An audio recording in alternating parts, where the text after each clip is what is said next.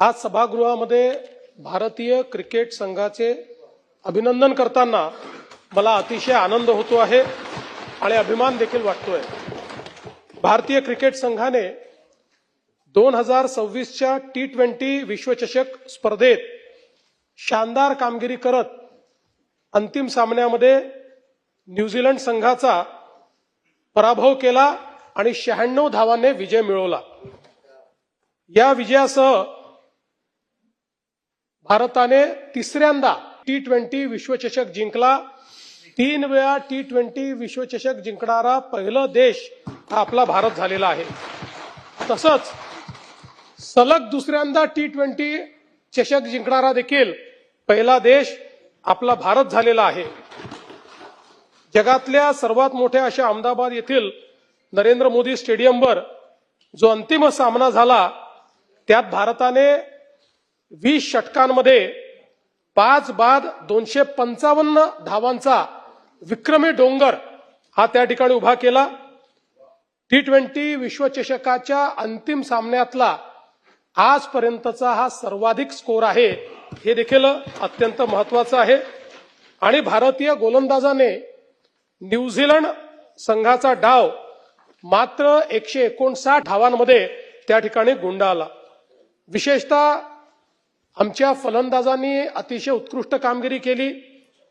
संजू सॅमसन ज्यांनी गेले 3ही सामने भारताला विजयाकडे नेलं, त्यांनी 46 चेंडूत 89 धावा या ठिकाणी काढून संघाला भक्कम पाया दिला।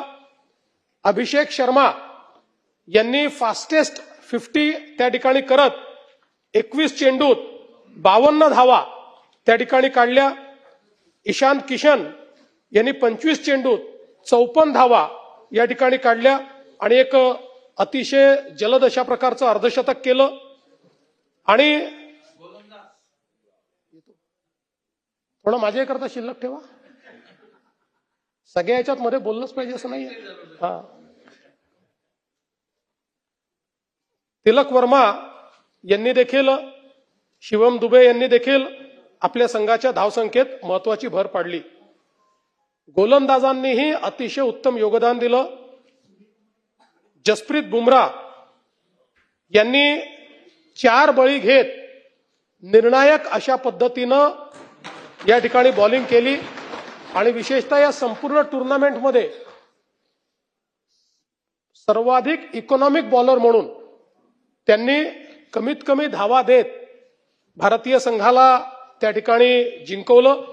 आपल्याला माहिती आहे मुंबईत झालेल्या सेमीफायनलमध्येही त्यांचाच ओव्हर हा निर्णायक ठरला आणि ज्यावेळी अटीतटीची वेळ होती त्यावेळी एक अतिशय चांगला ओव्हर टाकून त्यांनी ती संपूर्ण मॅच बदलण्याचं काम केलं।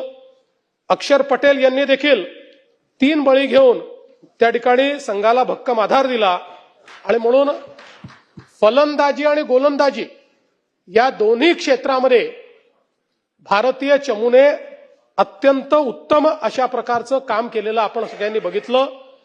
आणि या संपूर्ण टुर्नामेंटमध्ये एका मॅचचा अपवाद वगळता आपली टीम सर्व मॅचेस त्या ठिकाणी जिंकली आणि एक उत्तम कामगिरी आपल्या टीमनी केली। म्हणून आपल्या या विधानसभेच्या माध्यमातून भारतीय टीमचे कर्णधार सूर्यकुमार यादव आणि प्रशिक्षक गौतम गंभीर यांचं देखील मी मनापासून अभिनंदन करतो। संघ भावना, शिस्त आणि आत्मविश्वास या तिन्ही गोष्टी या संघामध्ये आपल्याला पाहायला मिळाल्या। आणि विशेषतः ज्याचा मी उल्लेख केला की संजू सॅमसन यांचा ऐनवेळी संघामध्ये प्रवेश झाला, पण मला असं वाटतं की ही संपूर्ण टुर्नामेंट एक प्रकारे त्यांनीच गाजवली असं जर आपण म्हटलं तर ते चुकीचं होणार नाही। आणि विशेषतः वेस्ट इंडिज आणि इंग्लंड विरुद्ध त्यांची जी काही त्या ठिकाणी बॅटिंग होती ती निर्णायक ठरली आणि काल तर ठरलीच। जसप्रीत बुमराह यांनी तर T20च नाही तर आता तिन्ही फॉर्मॅटमध्ये एक प्रकारे भारताचे एस बॉलर म्हणून त्या ठिकाणी नाव कमावलेलं आहे। एक भारतीय क्रिकेटला मिळालेला अनमोल खेळाडू म्हणून त्यांच्याकडे पाहिलं जातं. विशेषतः ईशान किशन यांचं देखील आपण विशेष अभिनंदन करूया, कारण अंतिम सामन्यापूर्वी एक दिवस आधी त्यांच्या घरी जवळचा अपघाती मृत्यू झाला. अशाही परिस्थितीमध्ये वैयक्तिक दुःख बाजूला ठेवून अत्यंत ताकदीनं ते मैदानात उतरले आणि आपल्या विजयाकडे त्यांनी आपल्याला नेलं. अशा धैर्यवान खेळाडूचं देखील मी विशेष अभिनंदन करतो.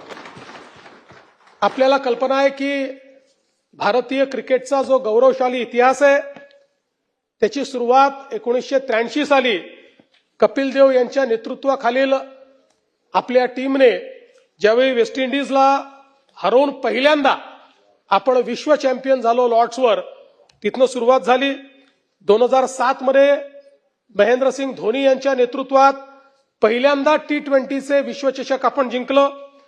11 मध्ये एकदिवसीय विश्वचषक आपण जिंकलं आणि 2024 आणि 2026 पुन्हा T20 जिंकून आपण क्रिकेट या खेळामध्ये भारताचा डॉमिनन्स आणि भारतच या खेळाचा चॅम्पियन आहे हे आपण त्या ठिकाणी दाखवून दिलं. महाराष्ट्राला विशेष अभिमान हा आहे की कर्णधार सूर्यकुमार यादव हा आपले मुंबईचे आहेत. त्यामुळे त्या ठिकाणी शिवम दुबे देखील आपल्या मुंबईचे आहेत आणि मुंबईने अनेक महान खेळाडू आपल्या देशाच्या टीमला दिले आहेत. मुंबई आणि महाराष्ट्राचं क्रिकेटमधलं जे कॉन्ट्रीब्युशन आहे हे आपल्या सर्वांना माहिती आहे. आणि आज ही अतिशय आनंदाची गोष्ट आहे की आपल्या देशातले गावातले सामान्य खेळाडू देखील आज आंतरराष्ट्रीय स्तरावर खेळतायत आणि त्या ठिकाणी चॅम्पियनशिप जिंकतायत. आणि हे सगळ्या खेळाडूंचा जर आपण बॅकग्राऊंड बघितलं तर यातले अनेक लोक अतिशय गरीब अशा अवस्थेतनं आलेले, ज्यांचे आई वडील कुठेही मोठे नाहीत किंवा ज्यांच्याकडे पैसा नाही, असे सगळे खेळाडू आज खेळाचं नाव मोठं करतायत, आपल्या देशाचं नाव मोठं करतायत आणि एक प्रकारे करिअर ऑपॉर्च्युनिटी देखील त्या माध्यमातून मिळते.